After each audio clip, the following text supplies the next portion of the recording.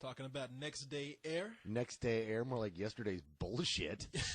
And tomorrow's too, while we at it. Damn, this is a package they can take back, man. This bullshit here. You know, this reminds me of, now you said it, you were right. What did it remind you of? Well, it reminds me of kind of like those Guy Ritchie comedies. Like it wants to be those stupid, the crook comedies of the 90s where everyone in the movie is stupid and everything kind of comes together to tell a really interesting story. Yes. This is like that without the really interesting story. Yeah, this is Ghetto Snatch. Ghetto And I'm not talking about Ghetto Snatch as in ghetto ass. as in Ghetto Snatch. The version of Guy Ritchie directed Snatch, and it's a ghetto version of that, basically. It really is. Dumb criminals crossing paths until it like culminates to a head at the end of the film. Except one of the things that every Guy Ritchie film has is the guy at the top is always one smart, evil motherfucker. And here, he's some dumb dude who sends 10 kilos of coke through the fucking mail. That's what I was, you know what, you beat me to it, but I was going to ask you, I don't know how, I'm not a drug dealer. I don't know how they do things, but don't they like put drugs in girls' asses and make them cross the border? Because you can't send it in the mail. There's a billion different ways it can be done. But no drug dealer sends anything through the fucking mail, if they can't get me my fucking Amazon DVDs, I'm not going to trust them with $500,000 worth of coke. It's just not going to fucking happen. Yeah, they said, oh, if we put it in a ceramic pot right here, then nobody's going to notice. Yeah, no drug dog's going to sniff that. Yeah, exactly. If it gets lost, I'll just track it.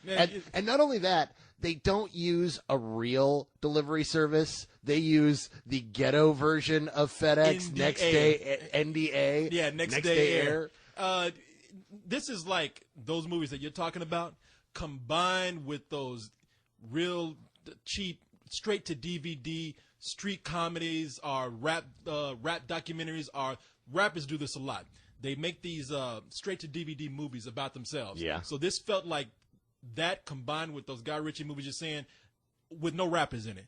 Except one who has like three minutes of screen time and is probably the biggest name in the movie. Oh yeah, Mos Def is shy of a cameo in this movie. So now you tell me if I'm wrong here. So in this film, it starts out with Donald Faison is his name. Donald Faison. You know him from Scrubs. He's the cute little guy on Scrubs. Exactly, the black one if you don't know. And why does he have to be the black one? Because when you say the cute little one, everybody's like, who could that be? You say the black one, like, oh, that one, that guy, the one that's always hanging out. The black cute little one. Yeah, there you go.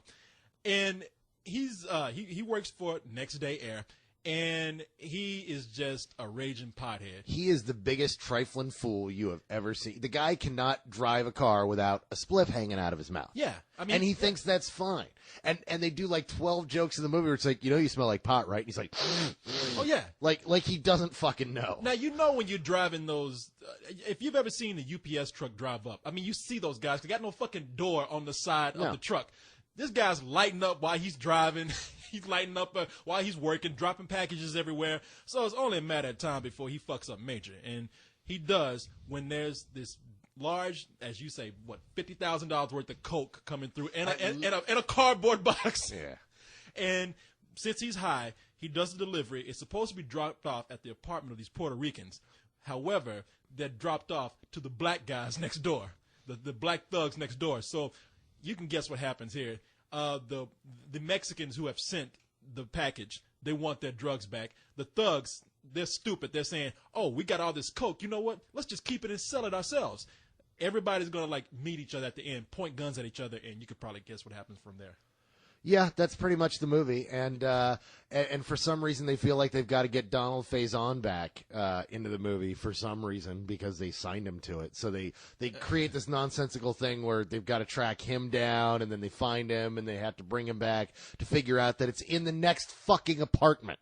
It's not like he needed to give them some complicated information or he was part of this big plot. He dropped it off across the fucking hallway. Yeah, and he says when they get him, come on, if somebody pointed a gun at me, my memory would be back just like that. He's like, man, I can't remember what I did with it. I was high at the time. I was like, hey, you weren't that fucking high. My favorite flaw with this movie is the fact that we've got these two guys who are – the thing is this movie is just filled with stereotypes. Yes. Everybody in this fucking film is a stereotype. The Mexicans are Mexicans. The Puerto Ricans are really Puerto Rican. And the Mexicans have sent up the coke to the Puerto Ricans in New York or in Philadelphia. No, it's in Philadelphia. Philadelphia. They send it to them, and they call up and they're like, "Did you get the package?" No, man, it hasn't showed up. Well, I'm looking at the tracking number. It says you got the package. You're lying to me.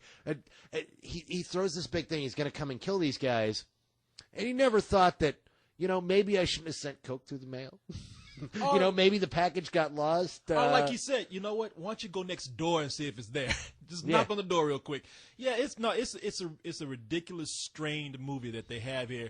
And unfortunately, it's one of those movies that I kind of detest because there's no white person in this movie to be seen anywhere. Think about it. What was the white person? Well, I wasn't like playing Count the White Person. That's because there were none. That's I think they were in the background. Actually, there were people walking in the background that were white. Apparently, I didn't even see that.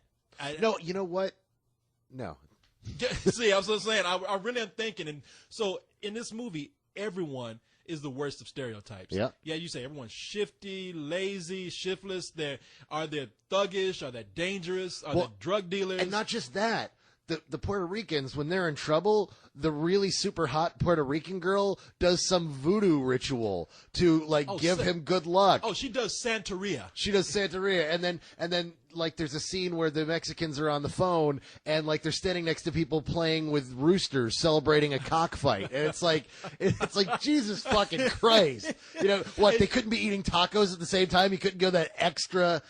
Meanwhile that would have been offensive. Oh yeah, no. Meanwhile across town, you have Mos Def breaking into packages and stealing people's stuff. How is this fucking business staying in business? And it's so sad to see Debbie Allen have to stoop this low to play Donald Faison's mother in this. Yeah. When I saw her, I was like, is that Debbie Allen? I didn't know until I looked it up on IMDb, and I was like, oh, my God, I guess it's a rough season for black people in Hollywood unless you Will Smith or Forrest Whitaker or Denzel Washington, because everybody else is struggling to be in something like Next Day Air. When was the last time you saw Forrest Whitaker in something? I saw Forrest Whitaker. He was at the Corner Mart the other day. I saw Forrest Whitaker was in a Jamie Foxx video. That's the last time I saw him. Wasn't he? Isn't that the one with Ron Howard too? And it's that's the what the same fuck one. Is Ron Howard doing here? Why is Ron Howard at the club? Howard? Yeah, Ron. It's like they showed him at the beginning of the video.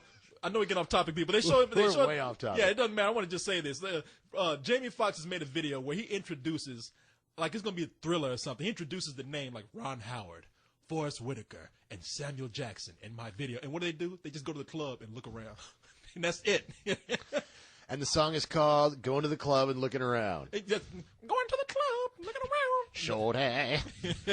Oh, and Jake Gyllenhaal's in there, too. But, yeah, man, this movie, it really did seem like, you said it seemed like a waste of time, and it did. Man. It's a total waste of time. It's literally one of those things where there isn't a single moment that I really liked. There's no real characters to embrace here because everybody is too fucking stupid to even want to try to like. Nobody's really likable. There's nonsensical shit where the guys are sitting around trying to kill time, so they invite a couple hookers over.